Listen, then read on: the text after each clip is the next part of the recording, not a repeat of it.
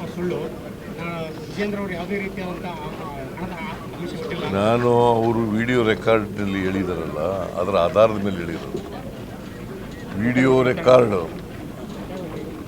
ಅವರೇ ಮಾತಾಡಿದ್ದಾರೆ, ಅದರ ಮೇಲೆ ಮಾತಾಡಿರೋದು ನಾನು.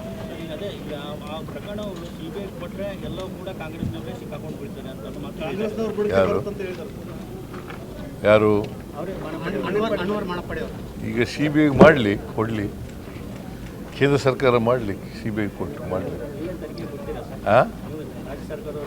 ಅಲ್ಲಪ್ಪ, ಈಗ ನೀವು ಮಾಧ್ಯಮದವರು ವಾಯ್ಸು ಅವ್ರದಾ ಇಲ್ವಾ ಅನ್ನೋದು ಫಸ್ಟು ನೀವು ತೀರ್ಮಾನ ಮಾಡಿ. ನಿಮ್ಮ ತೀರ್ಮಾನಕ್ಕೆ ನಿಮಗೆಲ್ಲ ಗೊತ್ತಾಗ್ತದೆ ತಾನೆ.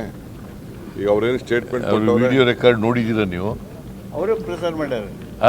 ಅವರೇ ಪ್ರಸಾರ ಮಾಡ್ಯಾರ. ಅವ್ರದ್ದು ಎಲ್ಲೋ ವಾಯ್ಸು ಅವ್ರದ್ದು ಅಲ್ವಾ? ಮತ್ತು ಈಗ ಇಲ್ಲ ಅಂತಂದರೆ ಪತ್ರ ಬರ್ತಿದ್ದೀನಿ ಪ್ರೈಮ್ ಮಿನಿಸ್ಟರ್ಗೆ ಅಂತ ಹೇಳಿ, ಪ್ರೈಮ್ ಮಿನಿಸ್ಟರ್ ಪತ್ರ ಬರೆದಿದ್ದೀನಿ ಅಂತ ಹೇಳಿದ್ದಾರೆ, ಅಧ್ಯಕ್ಷರು ಪತ್ರ ಬರೆದಿದ್ದೀನಿ ಅಂತ ಹೇಳಿದ್ದಾರೆ. ಅದರ ಮೇಲೆ ನಾನು ಹೇಳಿದ್ದೀನಿ.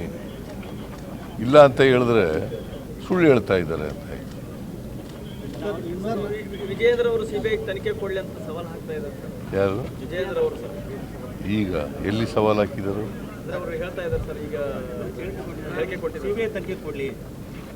ಕೇಂದ್ರ ಸರ್ಕಾರ ಕೊಡಲಪ್ಪ, ಅವ್ರದ್ದೇ ಸರ್ಕಾರ ಇದೆಯಲ್ಲ. ಇಲ್ಲ, ಅಲ್ಲಿ ಮೇಲೆ ಕೊಡಲಿ. ಅವರು ಪ್ರೈಮ್ ಮಿನಿಸ್ಟರ್ ಹೇಳ್ತಾರಲ್ಲ, ನಾ ಕಾವುಂಗ ನಾ ಕಾನೇ ದುಂಗ ಅಂತ ಹೇಳ್ತಾರಲ್ಲ, ಕೊಡಲಿ. ನೋಡ್ರಿ, ಅನ್ವರ್ ಮಾನಪ್ಪಡಿ ಹಿಂದೇನು ಹೇಳಿದ್ದಾರೆ ಗೊತ್ತಿಲ್ಲ, ಇವತ್ತೇನು ಹೇಳಿದ್ರೆ ನನಗೆ ಗೊತ್ತಿಲ್ಲ, ನಾನು ನೋಡಿಲ್ಲ. ಆದರೆ ಒಂದು ನಾನು ಹೇಳ್ತೇನೆ, ಇದಕ್ಕೇನಾದ್ರು ಅರ್ಥ ಇದೆಯಾ? ಬಿಜೆಪಿ ಸರ್ಕಾರ ಇದ್ದಾಗ ಅವ್ರು ಕೊಟ್ಟಂತ ವರದಿನ ಕಾಂಗ್ರೆಸ್ ಮುಖಂಡರನ್ನ ಕಾಪಾಡಿ ಅಂತೇಳಿ ನಾನ್ಯಾಕೆ ಅವ್ರ ಮನೆ ಬಾಗಿಲಿಗೆ ಹೋಗ್ಬೇಕು? ನಾನ್ಯಾಕೆ ಕಾಂಗ್ರೆಸ್ ಪಕ್ಷದ ಮುಖಂಡರನ್ನ ಅವ್ರನ್ನ ಕಾಪಾಡಿ ಅಂತ ನಾನ್ಯಾಕೆ ಕೇಳಬೇಕು? ನನಗೇನು ದೊಡ್ಡಪ್ಪ ಚಿಕ್ಕಪ್ಪನ ಮಕ್ಕಳಿದ್ದಾರೆ ಕಾಂಗ್ರೆಸ್ ಪಕ್ಷದಲ್ಲಿ? ಮಲ್ಲಿಕಾರ್ಜುನ್ ಖರ್ಗೆ ಅವರು ಅಲ್ಲ, ಪ್ರಿಯಾಂಕಾ ಖರ್ಗೆ ಅವರು ಮಾತನಾಡಿರ್ತಕ್ಕಂಥದ್ದು ಕೂಡ ಅರ್ಥಹೀನ. ಅದನ್ನ ಬಂಡವಾಳವಾಗಿ ಇಟ್ಕೊಂಡು ಮುಖ್ಯಮಂತ್ರಿಗಳು ಇವತ್ತು ಮಾತನಾಡ್ತಾರೆ ಅಂತ ಹೇಳಿದ್ರೆ ಇವ್ರಿಗೆ ಏನ್ ಹೇಳ್ಬೇಕೋ ಗೊತ್ತಿಲ್ಲ. ಹಾಗಾಗಿ ಎಲ್ಲೊಂದ್ ಕಡೆ ಮುಖ್ಯಮಂತ್ರಿಗಳು ವಿಚಲಿತರಾಗಿದ್ದಾರೆ ಅಂತಕ್ಕಂಥದ್ದು ಪ್ರಿಯಾಂಕಾ ಗಾಂಧಿ ಅವರು ಹೇಳಿಕೆಯನ್ನು ನೋಡ್ತಾ ಇದೆ.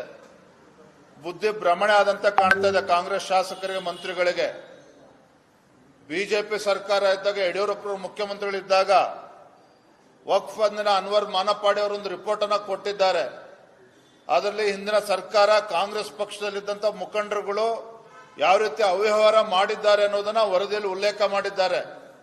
ವಿಜಯೇಂದ್ರನೊಬ್ಬ ಅಂದಿನ ಮುಖ್ಯಮಂತ್ರಿಗಳ ಮಗ ಆಗಿ ನಾನ್ಯಾಕೆ ಅನ್ವರ್ ಮಾನಪ್ಪಾಡಿ ಅವ್ರ ಮನೆಗೆ ಹೋಗ್ಬೇಕು, ನಾನ್ಯಾಕೆ 150 ಕೋಟಿ ಆಫರ್ ಮಾಡಬೇಕು, ಅದು ಕಾಂಗ್ರೆಸ್ ಮುಖಂಡರನ್ನ ಬಚಾವ್ ಮಾಡೋದಕ್ಕೆ? ಇದೇನಾದ್ರು ತರ್ಕ ಇದೆ ಇದರಲ್ಲಿ? ಇದನ್ನ ಮುಂದಿಟ್ಕೊಂಡು ಸದನದ ಸಮಯವನ್ನ ವ್ಯರ್ಥ ಮಾಡ್ತಾರೆ ಅಂತ ಹೇಳಿದ್ರೆ ಇದು ಮೂರ್ಖತನದ ಪರಮಾವಧಿ. ಇವರು ತಮ್ಮನ್ನ ತಾವು ಇವತ್ತಿನ ಹಗರಣದ ಸುಳಿಯಲ್ಲಿ ಸಿಲುಕಿ ಹಾಕೊಂಡಿರ್ತಕ್ಕಂಥ ರಾಜ್ಯ ಸರ್ಕಾರ ಸದನದ ಸಮಯವನ್ನು ಸಂಪೂರ್ಣವಾಗಿ ವ್ಯರ್ಥ ಮಾಡ್ತಾ ಇದ್ದಾರೆ.